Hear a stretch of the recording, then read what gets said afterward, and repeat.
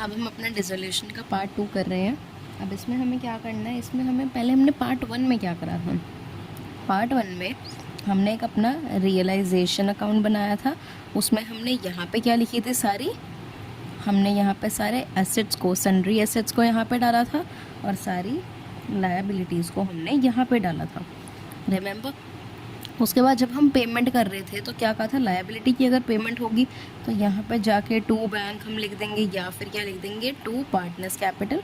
Partners capital, जब कोई partner अपनी लायबिलिटी की वो लेता है कि मैं भरपाई कर दूंगा, और बैंक का जब हम उसके खुद अपने बैंक से पेमेंट करती है।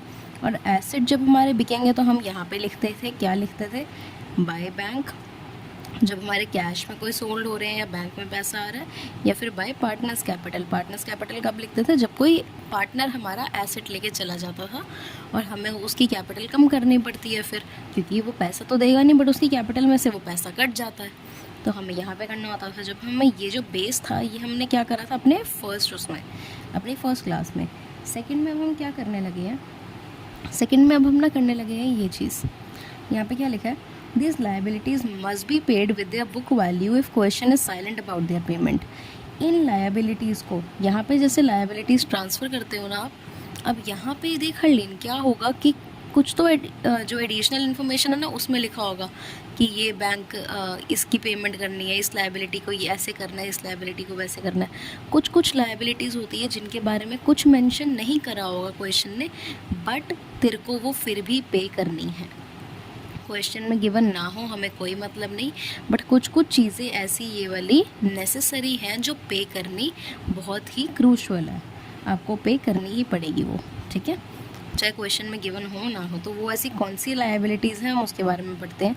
पहला है तो क्रेडिटर्स। अगर क्वेश्चन में क्रेडिटर्स के बारे में कुछ भी नहीं बोला हुआ तो तूने क्या करना है, अगर यहाँ पे लिखा है 50,000 की क्रेडिटर्स को तूने यहाँ पे ट्रांसफ़र करा है, ठीक है, उसके बाद इन्होंने एडिशनल इन्फॉर्मेशन में क्रेडिटर्स के बारे में कुछ भी बात नहीं करी, तो तू क्या लिख देगी, सीधा यहाँ पे टू बैंक करके, और टू बैंक करके ब्रैकेट में क्रेडिटर्स, मतलब क्रेडिटर्स को तू पे कर रही है और किस अमाउंट से लिखेगी, जो अमाउंट तूने ट्रांसफ़र करा था ना उसी अमाउंट से तू पे करेगी, ठीक है, उसी अमाउंट से तू हर जगह डालेगी, अनटिल एंड अनलेस क्वेश्चन में या फिर एडिशनल इन्फॉर्मेशन में कुछ उसके बारे में गिवन हो, उसका अमाउंट चेंज हो, तब एक कंडीशन लग जाती है उस, वरना तू जब अपने आप कर रही है कि अपने आप पेमेंट इनकी करनी ही करनी है तो तू सेम अमाउंट डालेगी। जैसे यहाँ पे ट्रांसफ़र अगर 50,000 हुआ तो यहाँ पे ही 50,000 ही पे करेगी उसको तू, ठीक है। और कौन कौन सी हैं लायबिलिटीज़ जो कंपलसरी हैं देनी, अगर क्वेश्चन साइलेंट है तब भी, ठीक है, बुक वैल्यू से ही उनको पे करना है।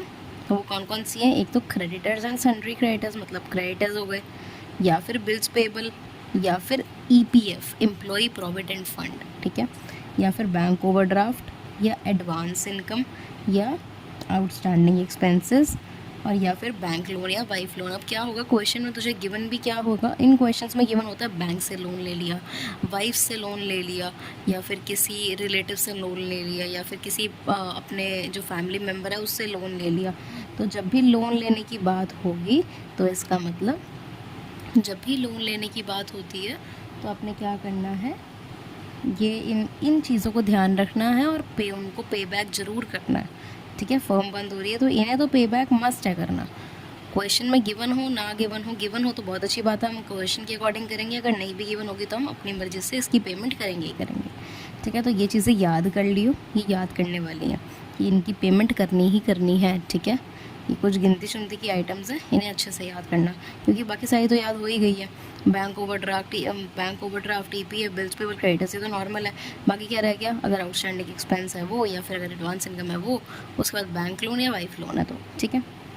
फिर आता है एक यहाँ पे इन्वेस्टमेंट फ्लक्चुएशन फंड, या फिर provision for bad and doubtful debts and provision for depreciation are only transfer credit of realization. अब क्या होता है, मेरी बात सुन, इसमें इन्होंने, तेरे को मैंने क्या बताया था पिछली वीडियो में, मैंने तुझे कहा था जो IFR है और गुडविल है, आई थिंक IFR और गुडविल ही कही थी ना मैंने, हाँ, तो मैंने तुझे पहले तो IFR तो मैंने तुझे कहा ही था, यहाँ पे एक बार मैं रीचेक कर लेती हूँ मैंने क्या कहा था। IFR और गुडविल, जो IFR और गुडविल है वो इस चैप्टर में हम इंक्लूड नहीं करेंगे डिस्ट्रीब्यूटेबल आइटम की तरह, ठीक है। तो क्या करना है, जब भी आप रियलाइजेशन अकाउंट बनाते हो तो अपने कितना ध्यान रखना है, बस तूने ये ध्यान रखना है कि जो IFR है, अगर क्वेश्चन में तुझे IFR गिवन है लायबिलिटी साइड पे, तो तू सिर्फ उसको यहाँ पे रियलाइजेशन अकाउंट में ट्रांसफ़र कर दे कि इसकी पेमेंट हम नहीं करते हैं। ना क्वेश्चन में बोला होगा ना इसकी पेमेंट करते हैं, ठीक है। तो इनकी पेमेंट नहीं होती, किस किस की, एक तो इन्वेस्टमेंट फ्लक्चुएशन फंड की, प्रोविज़न फॉर डाउटफुल डेट भी गिवन होगा तो उसकी भी पेमेंट नहीं होती, और एक प्रोविज़न फॉर डेप्रिसिएशन होता है उसकी भी पेमेंट नहीं होती। सिर्फ हम लायबिलिटी होती है ये, सिर्फ इसको हम ट्रांसफ़र करते हैं रियलाइजेशन में, ठीक है। नॉट एनीथिंग अबव इट, बस यही होता है, ठीक है। इसको मैं तो कहूँगी एक बार पॉज कर, दोबारा बोल, फिर आगे वीडियो कंटिन्यू करना, ठीक है। अब जब हमारे पास ये चीज़ हो गई तो अब हम क्या पढ़ते हैं, अब हम स्टार्ट करते हैं इससे क्वेश्चन से। तो इसमें क्या है आपका ट्रीटमेंट ऑफ पार्टनर्स लोन, ठीक है। अब एक पार्टनर का ना क्या होगा, लोन अकाउंट बनेगा।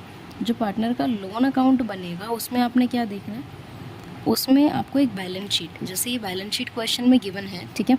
अब मैं सोच ये बैलेंस शीट है तो मैंने क्या लिखा, यहाँ पे लायबिलिटी साइड है, और लायबिलिटी साइड पे ना एक चीज़ गिवन है हमें, क्या गिवन है, एज लोन। ए और बी और सी पार्टनर्स हैं, ठीक है, और वहाँ पे लिखा है एज लोन।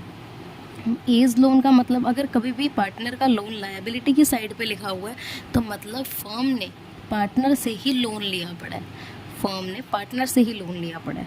तो ए ने कितना लोन दिया है, 20,000 का। और एडिशनल इन्फॉर्मेशन में मतलब अगर तेको माने कि नीचे जो पॉइंट्स होते हैं उसमें तेको कुछ भी नहीं लिखा है इस लोन के बारे में, इस लोन के बारे में कुछ भी नहीं लिखा, तो आपको एक काम क्या करना होता है, मैं यहाँ पे आपको सिखाऊंगी क्या, लोन अकाउंट बनाना, कि हम लोन अकाउंट कैसे प्रिपेयर करते हैं, ठीक है। तो बहुत ही ईजी है हल्ली। अब देख, प्रिपेयर लोन अकाउंट, हमें क्या सीखना है, लोन अकाउंट बनाना। तो जिस पार्टनर का लोन है उसका नाम लिखा एज लोन अकाउंट, इसका बना रहे हो। यहाँ पे हमने क्या डाली अपनी, ये जो लाइंस डालते हैं टी फॉर्मेट बनाते हैं वो। ये केस कौन सा है, केस 1 है, जिसमें एडिशनल इन्फॉर्मेशन में कुछ भी नहीं लिखा, सिर्फ यहाँ पे ए का लोन लिखा है। तो अब हम क्या करेंगे, ए के लोन में जो भी यहाँ पे लोन दिया होता है वो यहाँ पे लोन अकाउंट में हम ट्रांसफ़र कर देते हैं। तो क्या लिखेंगे, बैलेंस के नाम से आता है ये, क्योंकि लोन अकाउंट है, खुल रहा है ना लोन अकाउंट, तो बैलेंस के नाम से ही खुलेगा। तो बाय बैलेंस BD कितना, 20,000। अब एक चीज़ बता मुझे, यहाँ पे और कुछ तो नहीं है, और कुछ भी नहीं है, तो बस टोटलिंग कर दे, बैलेंस आउट कर दो, ठीक है। 20,000, यहाँ भी 20,000 आएगा। अब तो कहेगी कि यहाँ पे मैं क्या बाय बैलेंस CD लिख दूँ, या मतलब टू बैलेंस CD लिख दूँ, तो नहीं, यहाँ पे जो भी बैलेंस बचा है उसको तूने किस नाम से लिखना है, टू बैंक, ठीक है। जो भी बैलेंस बचा है उसे तूने किस नाम से लिखना है, टू बैंक, समझी। तूने इससे किससे लिखना है बैलेंस को, टू बैंक, ये मैंने बैलेंस को लिखा। अब एक चीज़ बता, मैंने यहाँ पे एक बैंक तो लिख दिया, एक चीज़ बता, अगर ए के लोन अकाउंट में टू बैंक लिखा है तो बैंक के अकाउंट में बाय ए लोन नहीं होगा। ऐसे ही मैं बैंक अकाउंट भी बनाती हूँ, मैं इसको ट्रांसफ़र करना सिखा रही हूँ तुझे हर इस चीज़ को। तो ये बैंक अकाउंट बनाया, बैंक अकाउंट में भी तो ट्रांसफ़र होगा ना। अगर ए में टू बैंक है तो बैंक में बाय ए लोन होगा, तो यहाँ पे बैंक में क्या लिख देंगे, बाय ए लोन, और कितने का है, 20K का। बस बैंक अकाउंट को हमने पूरा नहीं बनाना कोई, ठीक है ना। ये मैंने सिर्फ देखो एक समझाने के लिए ओवरव्यू दिया है, बैंक अकाउंट को हमने कोई पूरा नहीं बनाना, डन है। तो हमारा क्या हो गया, ये हमारा हो गया केस 1, ये हमारा क्या हो गया, केस 1 हो गया। अब उसके बाद देख क्या है, अब केस 2 में ऐसे ही एज्यूम करती हूँ, सेम 20,000 का लोन था, ठीक है। तो यहाँ पे ए लोन अकाउंट, ठीक है, ये चीज़ यहाँ पे सेम मैंने क्या कहा, 20,000 का लोन था, तो पहले तो 20,000 के लोन को यहाँ पे ट्रांसफ़र कर देती हूँ। तो किस नाम से होना था, बाय बैलेंस BD से, ठीक है। किससे आ गया था, 20,000 से, ठीक है। बट क्वेश्चन में क्या बोल दिया गया कि जो बंदा मतलब फर्म क्या है, फर्म ए को पे कर रही है 18,000, 20,000 तो लोन लिया था, बट फर्म कितने पे कर रही है, 18,000, ठीक है। लोन कितना लिया था, 20,000 का। तो पहले क्या कर दो आप, यहाँ पे टोटलिंग कर, ठीक है, टोटलिंग करी, 20,000 आया। फर्म कितना पे कर रही है, 18,000, जितना पे कर रही है वो इस साइड लिखते हैं, ठीक है। तो टू बैंक, ठीक है। टू बैंक कितना पे कर रही थी फर्म, 18,000 पे कर रही थी, तो यहाँ पे लिख दिया। अब कितना बचा, कितना बचा, बैलेंस इस साइड ही बचा, और कितना बचा, 2,000। अब तो क्या, अब तो सोचे कि ये किस नाम से आएगा, बैलेंस तो मीत ने कहा था कि ये टू बैंक के नाम से आता है, ठीक है, टू बैंक के नाम से आता है। अब क्या है, मेन देख क्या होता है, सीन चलता गया। जब आप पे कर रहे होते हो, देख जब क्वेश्चन में इसमें केस 1 में कोई इन्फॉर्मेशन नहीं थी, मतलब पूरी जो फॉर्म है वो पूरा का पूरा लोन पे करेगी, ठीक है। तो जब मैंने ट्रांसफ़र करा उसके बाद टोटलिंग में फर्म ने पे भी करा है, ये फर्म ने पे करा है। ये कौन सा वाला बैलेंस था, फर्म पे का, मतलब फर्म ने पे करा है, तो यहाँ पे हमने क्या लिखा है, टू बैंक, ठीक है। अब यहाँ पे क्या था, फर्म ने पे करा है कितना, 18,000, तो हमने क्या लिखा, टू बैंक। और अब जो रियल, मतलब रियल फिगर जो होती है बैलेंसिंग की इस लोन अकाउंट में, तो वो किस नाम से आती है मैं वो बताती हूँ। यहाँ पे जो भी बैलेंस बचा हमारा, कितना बचा, 2,000। तो बैलेंसिंग, जो रियल बैलेंसिंग का नाम होता है वो यहाँ पे होता है टू रियलाइजेशन, ठीक है, टू रियलाइजेशन। जितना भी बैलेंस बचेगा उसे आप कहाँ डालोगे, टू रियलाइजेशन में, क्योंकि 18,000 तो बैंक से पे हो रहा है, 18,000 किससे पे हो रहा है, आपका बैंक से पे हो रहा है, मतलब फर्म पे कर रही है। बट जो बचा हुआ 2,000 है वो किसके थ्रू पे हुआ, फिर रियलाइजेशन, किस में डाल दिया हमने, रियलाइजेशन में। ये हमारा केस 2 हो गया। अब हम सिमिलरली, अब देख यहाँ पे अगर मैं दिखाना चाहूँ तो यहाँ पे इसको भी ट्रांसफ़र कर दे, यहाँ पे दो नई चीज़ें आ गई, बैंक और रियलाइजेशन। तो मैंने क्या बनाया, एक बैंक अकाउंट बनाया, उसमें मैंने ये लाइन डाली। अब मैंने क्या कहा, ए लोन में टू बैंक लिखा है, तो बैंक में बाय ए लोन आएगा, बाय ए लोन आएगा। और कितने से आएगा, जितना अमाउंट फर्म पे कर रही है, जितना बैंक के आगे है, कितना है, 18,000, तो 18,000 ही लिखना। और दूसरा क्या है, रियलाइजेशन का खोला था हमने, तो एक दोबारा बनाओ, यहाँ पे रियलाइजेशन अकाउंट लिखो, ठीक है, रियलाइजेशन अकाउंट, और यहाँ पे लाइन डालो। अब क्या है, ए लाइन में, मतलब ए लोन में अगर टू रियलाइजेशन है तो रियलाइजेशन में क्या होगा, बाय ए लोन, क्या होगा, बाय ए लोन। तो रियलाइजेशन अकाउंट जब आप बनाओगे तो ये ऐसे ही प्रेजेंट होता है, ठीक है ना। तो बाय ए लोन, और कितना, 2,000, ठीक है, टू के सिर्फ कितना, 2,000 आया। समझ गए ना कैसे आया, 2,000 आएगा। यहाँ पे क्वेश्चन में ना कभी कभार बोला होता है कि आप लोन अकाउंट बना के दिखाओ, ना बना के दिखाओ, बट आप, मैं तो यही करूँगी सजेस्ट कि बना दियो, सॉरी। अब देख, अब हम क्या देखते हैं, अब हमारा क्या आएगा, अब हमारा आएगा थर्ड केस पे आते हैं। सेम क्या है, सेम सिनेरियो लेके चल रही हूँ। ए का लोन अकाउंट है और 20,000 का क्या है, लोन लिया पड़ा है। 20,000 का मतलब फर्म ने लोन लिया पड़ा है, किससे, ए से। तो पहले तो ट्रांसफ़र करो, ट्रांसफ़र करोगे तो क्या आएगा, बाय बैलेंस बीडी कितना आएगा, 20,000, राइट है, इतना ठीक है। अब उसके बाद एडिशनल इन्फॉर्मेशन में आपको क्या बोला गया कि फर्म ने कुछ पे नहीं करा, ठीक है। कुछ भी क्वेश्चन में मतलब बोला क्या गया क्वेश्चन में बेसिकली कि फर्म ने कुछ भी पे नहीं करा, या इसके बारे में बात ही नहीं की गई, इसके बारे में बात ही नहीं की गई, या कुछ भी पे नहीं करा ये लिखा हुआ है वहाँ पे। तो क्या करोगे आप, लोन अकाउंट जब बनाओगे ना तो 20,000 यहाँ पे। उसके बाद मैंने क्या बताया था, जब फर्म पे नहीं कर रही तो बैलेंस जो इसका इन अकाउंट्स का रियल बैलेंस है वो किस नाम से आता है, रियलाइजेशन से। तो क्या लिख देगी तू, टू रियलाइजेशन। और कितना बैलेंस आ रहा है यहाँ पे, 20,000, तो पूरा 20,000 इसके आगे लिख दे। अब यहाँ पे क्या है, अगर ए लोन में टू रियलाइजेशन है तो ऐसे ही एक रियलाइजेशन अगर अकाउंट बनाया तूने, ठीक है, रियलाइजेशन अकाउंट बनाया, वहाँ पे क्या कर दोगे, अगर ए लोन में टू रियलाइजेशन है तो रियलाइजेशन में बाय ए लोन, ठीक है, बाय ए लोन। और कितना है लोन, 20,000 का, राइट। बस सिंपल चीज़ें हैं, यही है इसमें लोन वगैरह अकाउंट में ना, इसमें और कुछ भी फालतू की चीज़ें हैं ही नहीं, ठीक है। मैं तेको क्या एग्जांपल दिखा रही हूँ, मैं तेको मेन एग्जांपल दिखाती हूँ, ठीक है।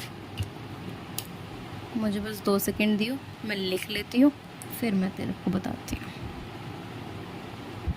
देखो मैंने क्वेश्चन लिख लिया। यहाँ पे क्या है, बैलेंस शीट है, बैलेंस शीट में लायबिलिटीज़ में क्या है, ए लोन अकाउंट, कितने का है लोन लिया है, मतलब फर्म ने ए से 20,000 का, और एडिशनल इन्फॉर्मेशन में क्या लिखा है, ए टुक 17,000 cash in full settlement of his loan, मतलब 20,000 का लोन दिया था और उसने फुल सेटलमेंट में जो फर्म से है, फर्म से कितने का ले लिया, फर्म से कितने रुपए वापस ले लिए, 17,000 दिया, तो 20,000 का था ना उसने।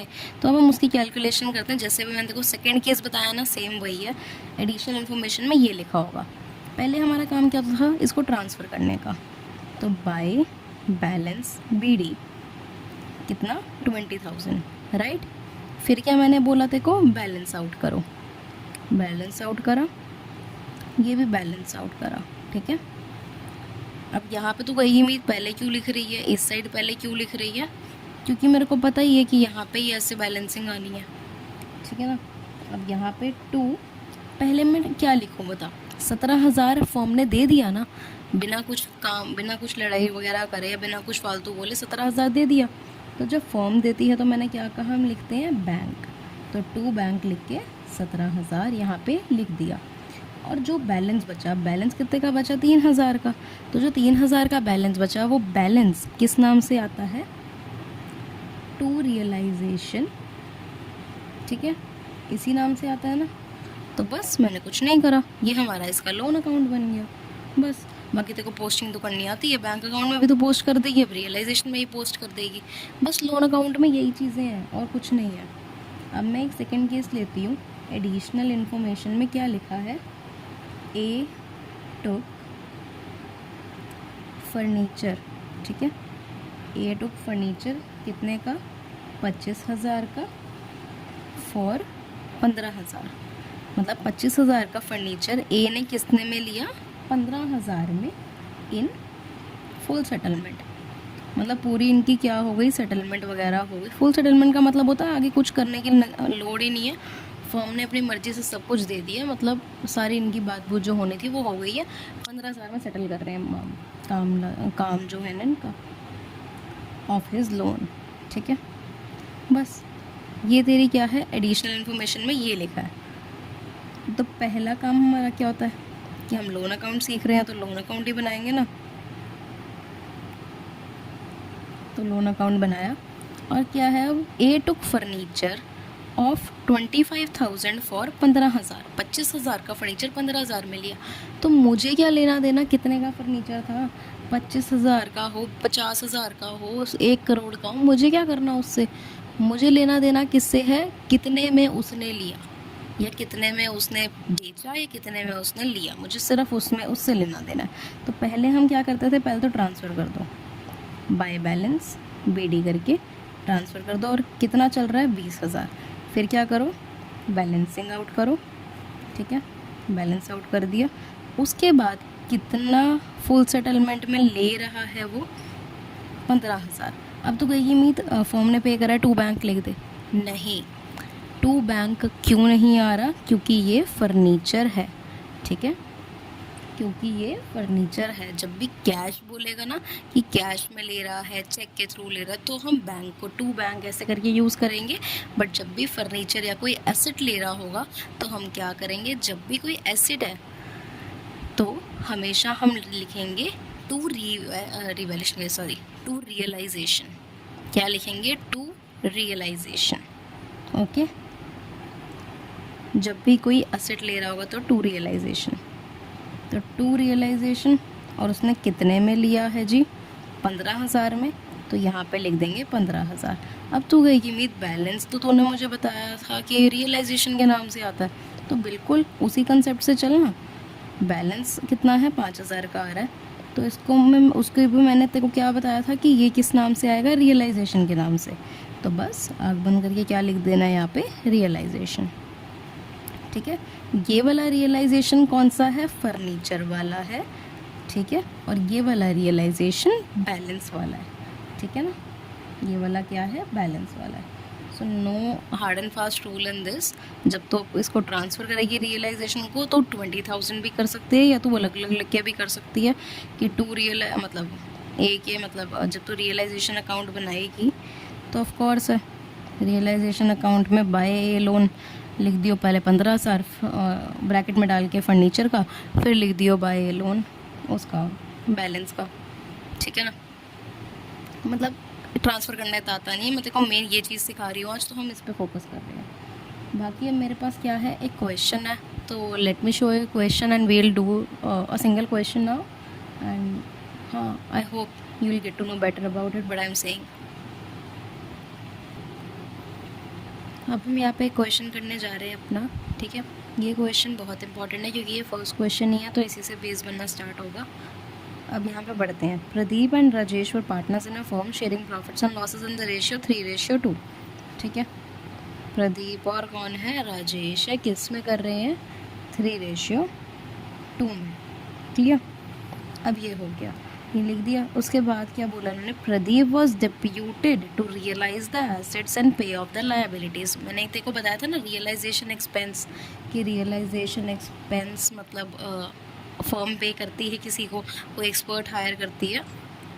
तो यहाँ पे बोला है प्रदीप, जो फर्म है, फर्म ने प्रदीप को, जो पार्टनर है, उसको क्या दिया, एक ड्यूटी दी कि हाँ तू पे कर दियो लायबिलिटीज़ वगैरह। मतलब यहाँ पे ना ये जो उसको लायबिलिटीज़ के लिए नहीं, उसको बोला कि मतलब जो रीवैल्यूएशन के खर्चे होते हैं, रियलाइजेशन के खर्चे, उसके बाद बेचने वगैरह सबका, तो उन्होंने बोला he was paid 1,000 as a commission for a service. मतलब उसको 1,000 रुपये दिए गए उसकी सर्विस के लिए, मतलब हमारा बेचने में हेल्प करवा दो, लायबिलिटीज़ वगैरह सेटल कराने में हेल्प कराओ, हम तुम्हें 1,000 रुपये देंगे। तो रियलाइजेशन एक्सपेंस अगर तुझे याद हो तो कहाँ आता था, यहाँ पे। जब भी पैसा आ रहा होता है तो इस साइड, जब भी पैसा जा रहा होता है तो इस साइड, ठीक है। यहाँ पे भी जा रहा है ना, फर्म पे कर रही है, फर्म के नज़रिए से देख, फर्म पे कर रही है तो यहाँ पे ही आएगा, ठीक है। बट उससे पहले हमें इतनी चीज़ पता लग गई, तो यहाँ पे हम लिख देंगे रफ में अपने 1,000 पे करने हैं, कैसे, एज अ कमीशन पे करने हैं। तो मैं यहाँ पे लिखी जा रही हूँ पॉइंट, ताकि मैं कोई स्किप ना कर जाऊँ, ठीक है। तो तू भी अपने लिए ना, जब भी तू क्वेश्चन करेगी तो रफ में यहाँ पे नोट करते जाना है। यहाँ पे हमने क्या देखा, यहाँ पे एक बैलेंस शीट दी हुई है, क्रेडिटर्स मिस्टर प्रदीप लोन, ये देख पार्टनर का लोन आ गया, फिर राजेश लोन, राजेश का भी लोन आ गया, फिर क्या आ गया आपका IFR, फिर कैपिटल, यहाँ पे कैपिटल आई, ठीक है। बिल्डिंग, इन्वेस्टमेंट, डेटर्स, PFDD, ठीक है। फिर bills receivable, bank, profit and loss और गुडविल। देखो जी, बैंक कहाँ पे आता है, बैंक अकाउंट में। प्रॉफिट एंड लॉस कहाँ क्या होता है, डिस्ट्रीब्यूटेबल आइटम होती है, तो ये पार्टनर्स कैपिटल अकाउंट में डिस्ट्रीब्यूट होती है। कैपिटल भी कहाँ जाती है, पार्टनर्स के कैपिटल अकाउंट में। और गुडविल क्या होती है हमारी, ट्रांसफ़र, गुडविल हमारी ट्रांसफ़र होती, हाँ, गुडविल वगैरह को हम डिस्ट्रीब्यूटेबल आइटम को, इसमें डिस्ट्रीब्यूटेबल आइटम हम गुडविल को कंसिडर नहीं करते हैं, तो इसीलिए वो क्या होती है, रियलाइजेशन में सिर्फ ट्रांसफ़र होती है, ठीक है। रियलाइजेशन में ट्रांसफ़र होती है, उसको फिर हम बेचते भी हैं, ठीक है जी। हम IFR और गुडविल को क्या करते हैं, डिस्ट्रीब्यूट नहीं करते इस डिसोल्यूशन चैप्टर में सिर्फ। अब आगे बढ़ते हैं। Following terms and conditions were agreed upon. Pradeep क्या बोलता है कि मैं अपनी वाइफ का लोन पे कर दूंगा। अब ये ना, ये पढ़ने से पहले हम फर्स्ट स्टेप पे आते हैं। हमारा फर्स्ट स्टेप क्या होता है, मैंने क्या समझाया था, सिर्फ लायबिलिटीज़ को इधर डाल दो और सारे इसको एसेट्स को इधर डाल दो। लायबिलिटीज़ इस साइड है, तो ये देख लायबिलिटीज़ इस साइड है ना, तो इस साइड ट्रांसफ़र कर दे लायबिलिटीज़, एसेट्स इस साइड है तो इस साइड भेज दो, ठीक है। पहले मैं वो काम करती हूँ, मैं वो काम करके एक चीज़ यहाँ पे मैं देखो उससे पहले एक चीज़ बता देती हूँ। वो काम करने से पहले हमने यहाँ पे क्वेश्चन में एंड में क्या पढ़ा, प्रिपेयर रियलाइजेशन अकाउंट। सिर्फ रियलाइजेशन अकाउंट बनाना है, bank account, partners capital account नहीं बनाना। तो इससे मुझे क्या पता लग गया, कैपिटल्स का मेरा कोई यूज़ नहीं है इन दोनों की, क्योंकि कैपिटल को हम पार्टनर्स कैपिटल अकाउंट में भेजते थे, तो इसमें कैपिटल्स का तो यूज़ नहीं है। कैपिटल हमारे लिए कुछ भी नहीं है, उड़ाओ। फिर आता था हमारा बैंक। मैंने क्या बताया था, बैंक का बैलेंस कहाँ पे आता है, बैंक अकाउंट में। बैंक अकाउंट भी नहीं बनाना, सिर्फ रियलाइजेशन बनाना है, तो बैंक को भी क्रॉस मारो। फिर प्रॉफिट एंड लॉस क्या होती है आपकी, डिस्ट्रीब्यूटेबल आइटम, जो कि पार्टनर्स कैपिटल में डिस्ट्रीब्यूट होती है। तो जो प्रॉफिट एंड लॉस है वो डिस्ट्रीब्यूट नहीं होगा यहाँ पे, क्योंकि रियलाइजेशन अकाउंट है। फिर गुडविल आता है। गुडविल में क्या है कि गुडविल को हम वैसे डिस्ट्रीब्यूटेबल आइटम कंसिडर करते थे, बट इस चैप्टर में हमें गुडविल को सिर्फ ट्रांसफ़र करना है, ताकि उसकी हम बाद में पेमेंट कर सकें। हमें यहाँ पे कोई इसको डिस्ट्रीब्यूटेबल आइटम नहीं कंसिडर करना। तो हम गुडविल को करेंगे बट बैंक को, प्रॉफिट और लॉस को और कैपिटल्स को नहीं करेंगे, और सिर्फ रियलाइजेशन अकाउंट बनाना है। तो पहले मैं क्या करती हूँ, पहले मैं इन चीज़ों को, जो बची हुई चीज़ें हैं, इन सबको ट्रांसफ़र कर देती हूँ। उसके बाद में आगे ये जो एडजस्टमेंट्स हैं वो पढ़ूँगी।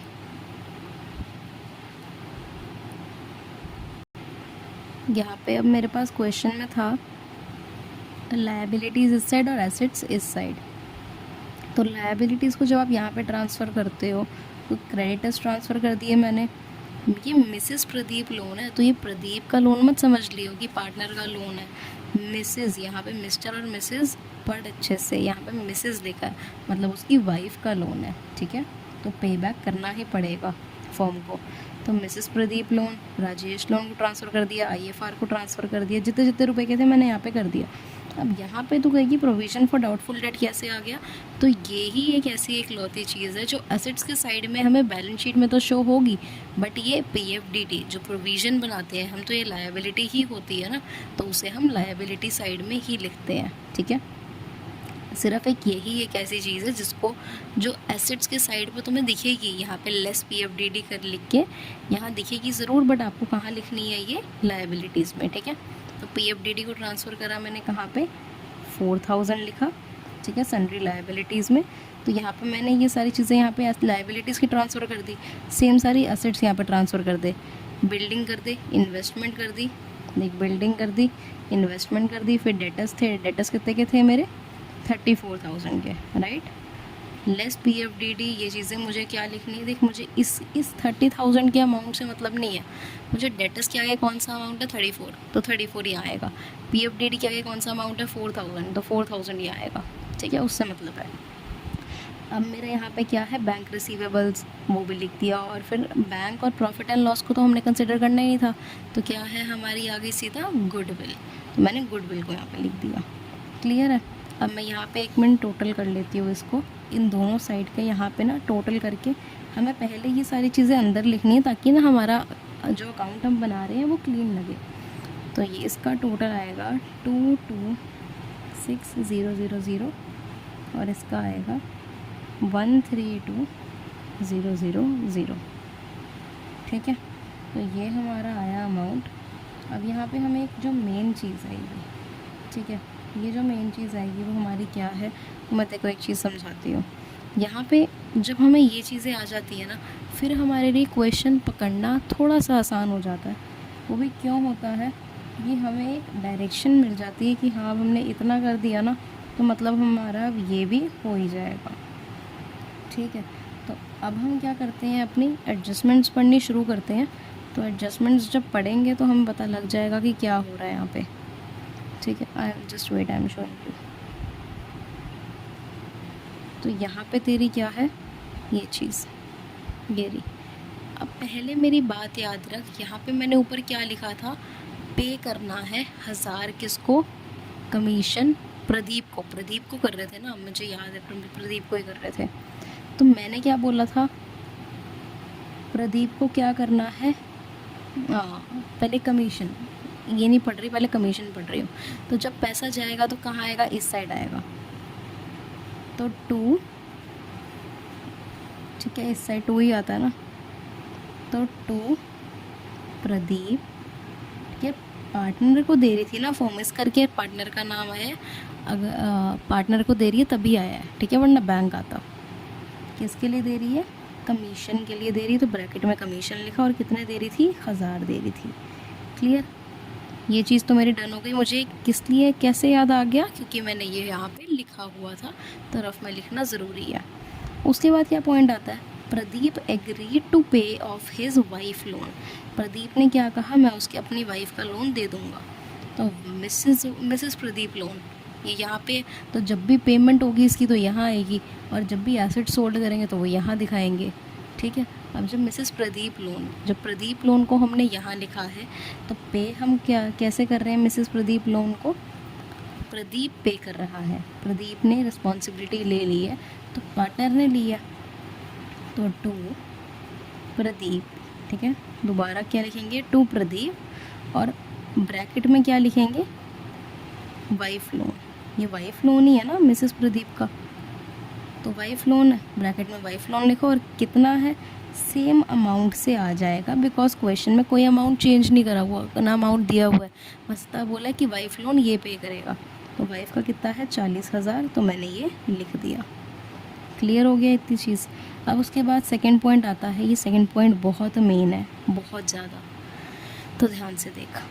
Half of the debtors realized 12,000, ठीक है, half of the debtor realized 12,000, मतलब जो आधे डेटर्स थे उनसे हमने 12,000 रुपये ले लिए।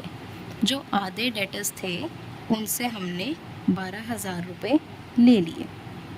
तो अब एक तूने क्या चीज़ ध्यान रखनी है, एक चीज़ पता, 34 का हाफ कितना होता है, 34,000 तो डेटर्स थे, यहाँ पे शो हो रहा है 34,000 डेटर्स थे, तो इसका हाफ कितना होता है, इसका हाफ होता है 17,000, राइट, इसका हाफ क्या होता है 17,000। तो इन्होंने बोला कि जो 17,000 मतलब 17 आधा हो गया, तो जो 17,000 के डेटर्स थे उनसे 12,000 ले लिए और ख़त्म कर दिया मामला, ठीक है, तो 12,000 ले लिए। अब जब भी अब डेटर्स यहाँ पे है तो उसकी सारी जो बेच के जो भी हमारे पास पैसा आएगा वो हम यहाँ लिखेंगे।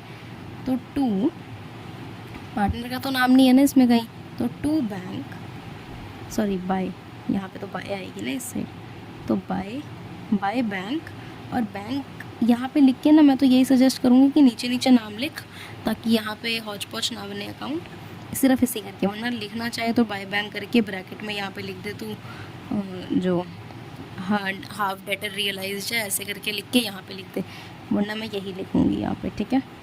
तो यहाँ पे क्या लिखना है हमने, सबसे पहले डेटर्स रियलाइज्ड, जो हमारे हाफ डेटर्स थे, तो हाफ डेटर्स, तो आधे डेटर्स किस में है हमारे, आपके 12,000 में हुए हैं। जितने में हुए होते हैं हमें उससे मतलब होता है, ठीक है, ऑलवेज रिमेंबर, जितने में हुए होते हैं हमें उससे मतलब होता है।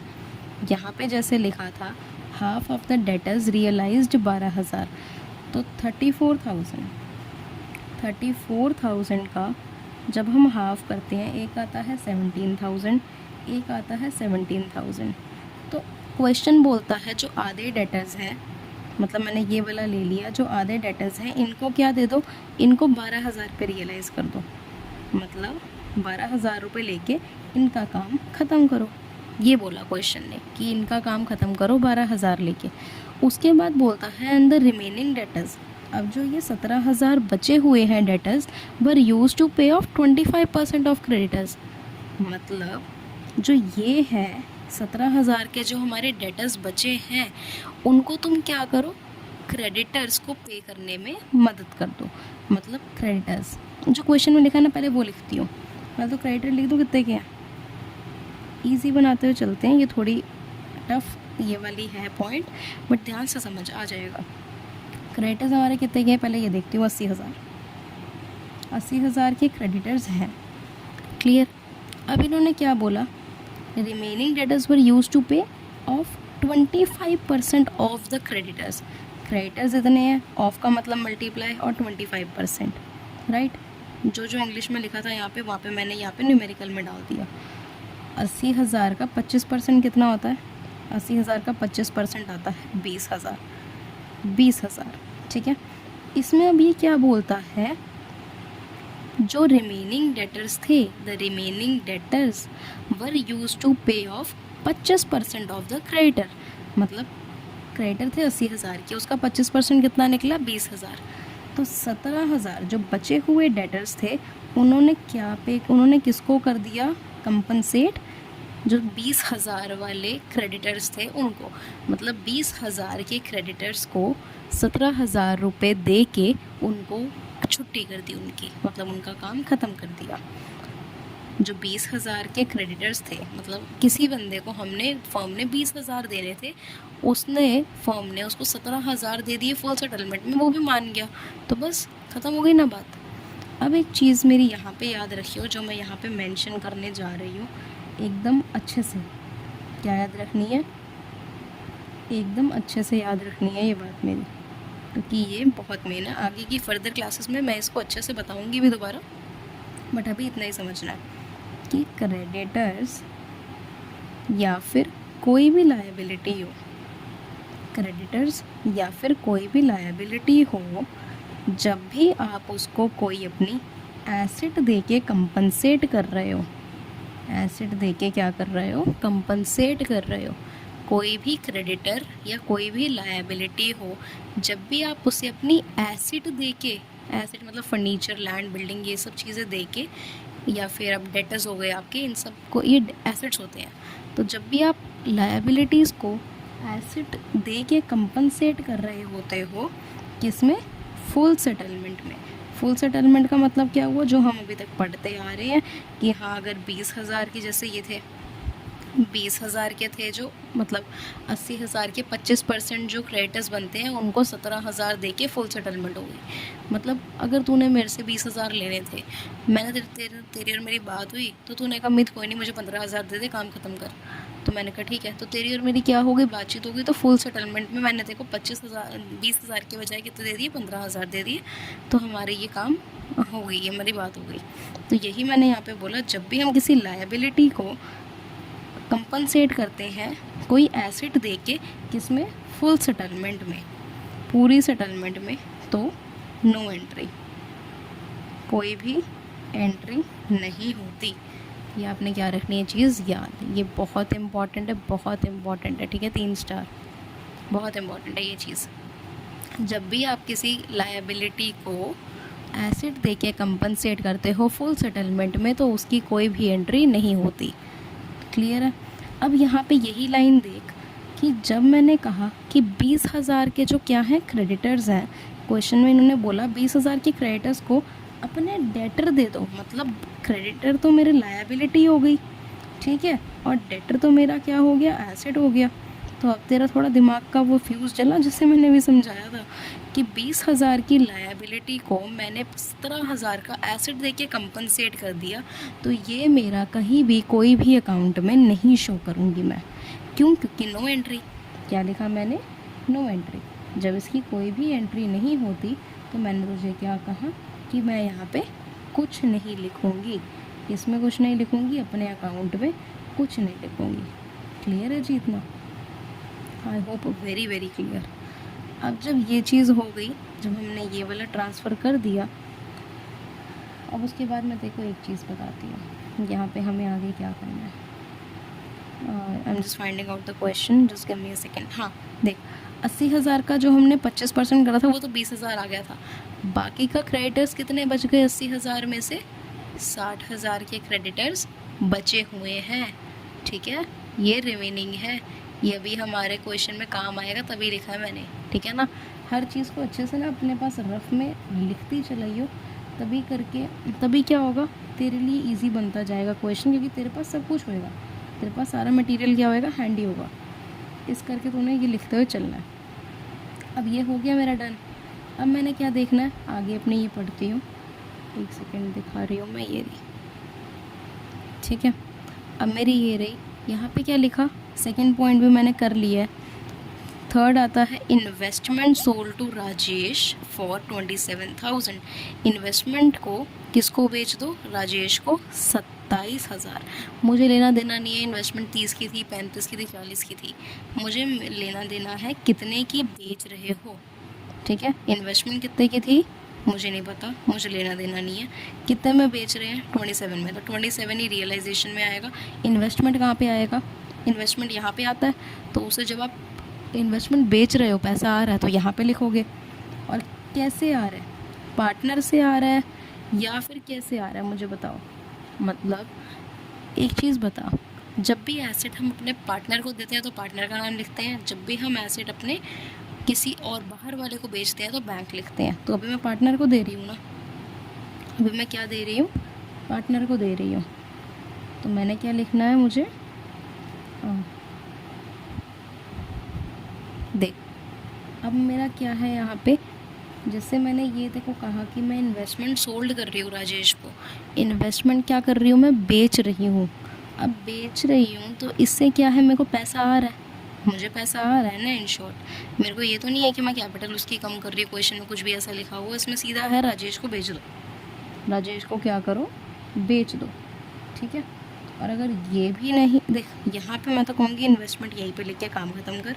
अभी और क्वेश्चंस करेंगे ना तो उसमें थोड़ा एक और एलेबोरेटेड पॉइंट आता है, मैं वो समझाऊंगी। अभी इसमें फालतू झमेले में घुसने की लोड़ नहीं है। बस यहाँ पे लिखो कितने का, 27,000। ठीक है, कितने का बेच रही थी मैं, 27,000 का राजेश को, तो मैंने क्या लिख दिया यहाँ पे। ठीक है, अब उसके बाद क्या है, बिल्डिंग रियलाइज्ड 152। बिल्डिंग भी आ गई, तो बिल्डिंग तो इस साइड आती है, तो उसकी जब रियलाइज़ हो रही है तो वो यहाँ पे आएगी। तो बिल्डिंग कितना अमाउंट है, 152,000। ठीक है, इन्होंने बोला remaining creditors were to be paid after 2 months, they were paid immediately at 10% discount. Creditors को पे करना था 2 महीने बाद, पर उनको अगर अभी पे कर दोगे तो तुम्हें वो 10% का डिस्काउंट दे रहे हैं। तो फॉर्म ने यहाँ पे क्या बोला हुआ है, जो बचे हुए क्रेडिटर्स हैं, या आप समझ आए मैंने यहाँ पे बचे हुए क्रेडिटर्स क्यों लिखा था, क्योंकि इसका पॉइंट क्वेश्चन में हमेशा आता है। ठीक है, तो बचे हुए क्रेडिटर्स जो मेरे पास 60,000 के हैं, इन्होंने क्या बोला कि उसको अभी पे कर दो और 10% का डिस्काउंट दे रहे हैं। तो कितने बचे हैं, रिमेनिंग क्रेडिटर्स 60,000, 10% का मुझे डिस्काउंट मिल रहा है, और मैंने कितने महीने बाद पे करना था, 2 महीने बाद, बट मैं अभी पे कर रही हूँ, तो इंटू 2/12। ठीक है, ये चीज़ तो लिखनी होती है, ये चीज़ मल्टीप्लाई करनी पड़ेगी। अगर लिखा होता 4 महीने बाद तो लिखती 4/12, अगर लिखा होता 6 महीने बाद तो लिखती 6/12, अगर लिखा होता 3 महीने बाद तो लिखती 3/12। मल्टीप्लाई ज़रूर करती। ठीक है, अब जब आप इसको करोगे तो आपका आ जाएगा, आई थिंक ये आपका 1000 आ जाएगा। ठीक है, ये आपका क्या आ गया, 1000, और 1000 क्या है, ये मेरा डिस्काउंट अमाउंट है। और ये कौन सी, किसकी रिलेटेड एडजस्टमेंट थी, ये मेरी क्रेडिटर्स के रिलेटेड। तो क्रेडिटर्स यहाँ आते हैं, तो यहाँ पे मैं क्रेडिटर्स लिख देती हूँ। तो 2 यहाँ पे मैं क्या लिख दूँगी, 2 क्रेडिटर्स करके हम करते हैं 2 बैंक करके। ठीक है, पैसा तो आ रहा है, पैसे से रिलेटेड ना, पार्टनर से रिलेटेड तो नहीं है। तो 2 बैंक खोला हमने अकाउंट, यहाँ क्या लिखा, क्रेडिटर्स। अब क्रेडिटर्स की थोड़ी बड़ी ये चीज़, यहाँ पे सुनो क्या होगा। पहले तो मेरे को बता कितने की क्रेडिटर्स बचे थे, 80,000 के, मतलब रियल क्रेडिटर्स थे कितने के, 80,000 के। देखो शॉर्ट में समझाती हूँ कहानी। 80,000 की क्रेडिटर्स में से मैंने कौन से क्रेडिटर्स हटा दिए कि जो मेरा 60,000 आ गया था, 20,000 की क्रेडिटर्स को मैंने 17,000 पे कर दिया था, याद है, 17,000 मतलब 20,000 हटा दिया मैंने। 20,000 को चाहे 17,000 पे करा है, बट वो तो मेरी आपसी की बात है ना कि मैंने 17,000 पे करा है। गए मतलब चले तो मेरे 20,000 के गए ना, 20,000 के तो मेरी जो सिरदर्दी थी वो चली गई। चाहे मैंने 17,000 अपनी बातचीत करके पे करा है, बट 20,000 के गए, तो माइनस करके 20,000 हमारा 60,000 आया था।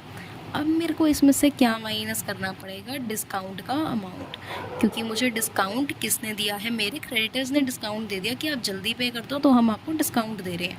तो मैंने कहा ठीक है, तो मेरा कितना डिस्काउंट निकला, 1,000 रुपये।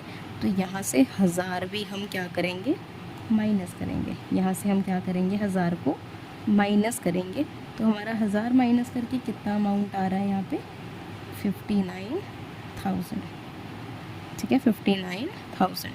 आई होप बहुत क्लियर है अब ये चीज़। मैंने तो यार काफ़ी अच्छे से समझाने की कोशिश करी। अब मैं तेरे को दोबारा समझा दूँगी अगर तेरे को कोई भी डाउट हुआ, बट ये वीडियो प्लीज़ 2 बार देखियो, 2 बार प्लीज़, 2 बार।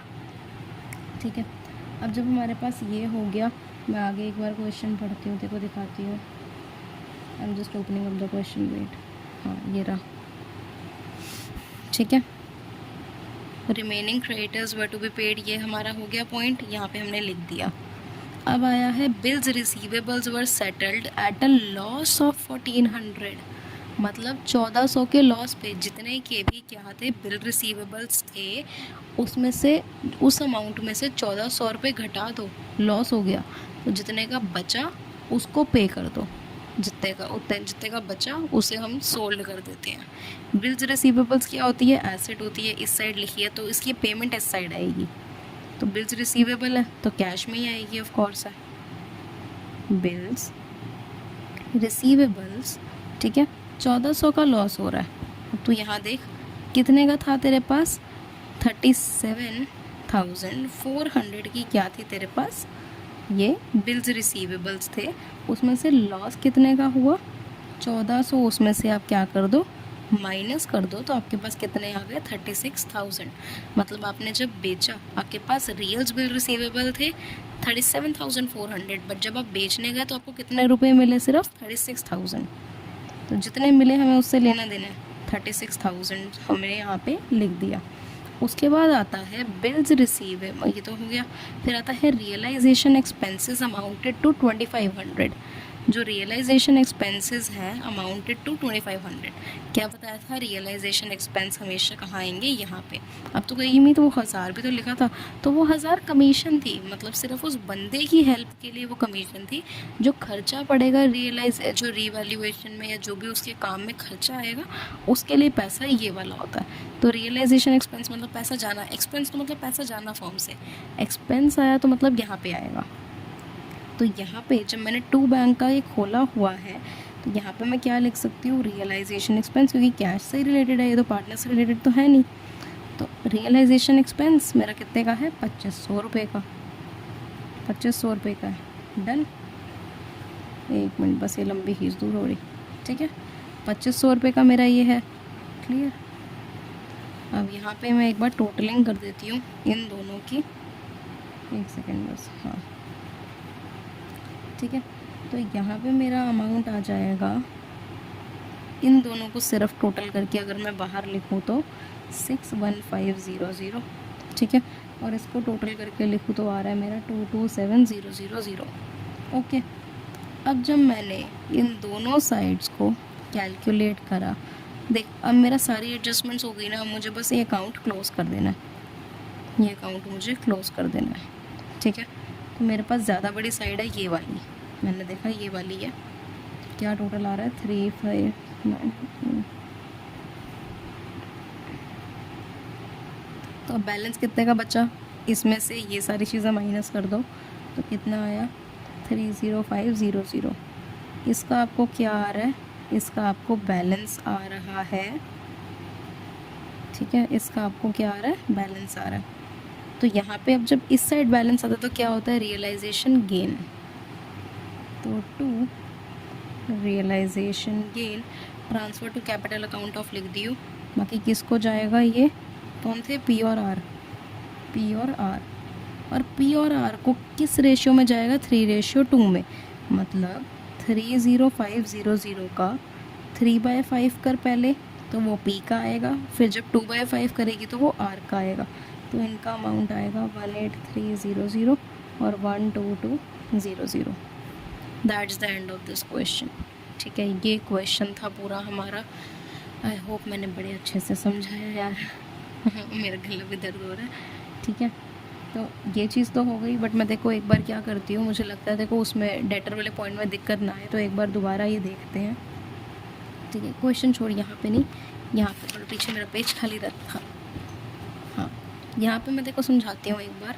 इस चीज़ को ऊपर कुछ मत देखियो, हम यहाँ से समझा रही हूँ मैं। तो क्या था, मेरे क्रेडिटर्स कितने के थे, 80,000 के, ठीक है। और मेरे डेटर्स जो थे वो कितने के थे, 34,000 के। कितना था, उसमें से बोला था इन्होंने क्वेश्चन में कि जो आधे डेटर्स हैं, पहले तो आधा आधा कर दे, 17,000 और 17,000। इन्होंने बोला था जो आधे क्रेडिटर्स हैं उनको कितना दे दो आप, इन्होंने बोला उनको दे दो 12,000। उनको क्या दे दो, 12,000, मतलब 12,000 पे रियलाइज़ हो गए। मतलब आधे क्रेडिटर्स को हम आधे डेटर्स को आधे डेटर्स से हमने 12,000 ले लिए, ठीक है। 12,000 में मतलब इसकी तो पूरी सेटलमेंट हो गई, इसकी पूरी सेटलमेंट हो गई हमारी। 17,000 लेने थे, 12,000 लेके छुट्टी कर दी। अब क्या था, अब हमारे पास बचे थे ये जो बचा हुआ 17,000 है वो, और इन्होंने बोला था जो क्रेडिटर्स हैं, क्रेडिटर्स जो हैं उसका 25% कितना आता है, हमारा आया था 20,000, ठीक है। और 100% में से 25 माइनस तो 75%, तो 75% बचा, कितना बचा था, 60,000। तो इन्होंने क्या बोला कि जो ये वाले जो रिमेनिंग डेटर्स हैं 17,000 के, इनको क्या करो आप, जो 80,000 के 25% करा आपने 20,000, तो जो 25% क्रेडिटर्स हैं उनको आप जो रिमेनिंग डेटर्स बचे हैं उससे कंपनसेट कर लो। इसको मतलब आपस में कंपनसेट कर लो। ये चीज़ हमें क्या करी गई, ये चीज़ हमें बोली गई, ठीक है। जब हमें इतनी चीज़ इन्होंने बोल दी है तो हमें क्या पता लगा कि ठीक है 20,000 की चीज़ थी, 17,000 दे के हमने काम ख़त्म उसका कर लिया। तो ये इससे क्या पता लगा, मेरी ये भी चली गई और ये भी चली गई। और देखो मैंने क्या समझाया कि जब भी किसी लायबिलिटी को हम एसेट से कर रहे हो कंपनसेट, तो हम उसकी एंट्री कोई नहीं करते, इस करके वो हमारे अकाउंट में भी शो नहीं हुआ, तो हमने कंपनसेट ऐसे ही कर दी थी और दिखाना भी नहीं होता, ठीक है। तो ये भी कट। अब क्या बचा हमारा 60,000। और इसका क्वेश्चन में क्या बोल दिया कि जो बचे हुए क्रेडिटर्स हैं आपके पास, उसको आपने, बचे हुए कितने हैं 60,000, उसको आपने क्या करा, उसको आपने 2 महीने बाद देना था, 2 महीने बाद पैसे पे करने थे। बट उन्होंने कहा हम 10% आपको डिस्काउंट दे देंगे अगर आप 2 महीने मतलब पहले कर दो, मतलब अभी पेमेंट कर दो। तो 2 महीने बाद करनी थी तो 2/12 तो लिखना ही पड़ेगा। इसे आप कट करोगे तो आपका आएगा 1000, मतलब 1000 रुपये का डिस्काउंट दे रही थी कौन, क्रेडिटर्स दे रहे थे डिस्काउंट फर्म को कि आप पे करो मतलब हमें अभी, और हम 1000 का डिस्काउंट देंगे। तो 60,000 में से जब आप 1000 को माइनस करोगे तो आपका आएगा कितना, 59,000 आएगा। तो बेसिकली आपने 59,000 जो है, तो यहाँ पे मेरा, यहाँ पे देखो एक बार दोबारा दिखा देती हूँ, यहाँ पे भी मेरा 59,000 ही आया था, ठीक है ना। वो हमने क्या करा था, 80,000 लेके पूरे होल में से 20,000 को माइनस करा, तो एक ही चीज़ है, 60,000 ले ले या पूरे इसको 80 में से 20 घटा के दिखा दे, उसमें से 1000 किसको माइनस करना था, डिस्काउंट वाले को। तो ये हमारा आ गया क्लियर। तो ये क्वेश्चन आई होप अब बड़े अच्छे से डन है। अब उसके बाद अब हम नेक्स्ट क्लास में दोबारा कुछ ऐसे क्वेश्चंस चीज़ें यही सीखेंगे, फिर हमारा ये भी बड़ी जल्दी कंप्लीट हो जाएगा।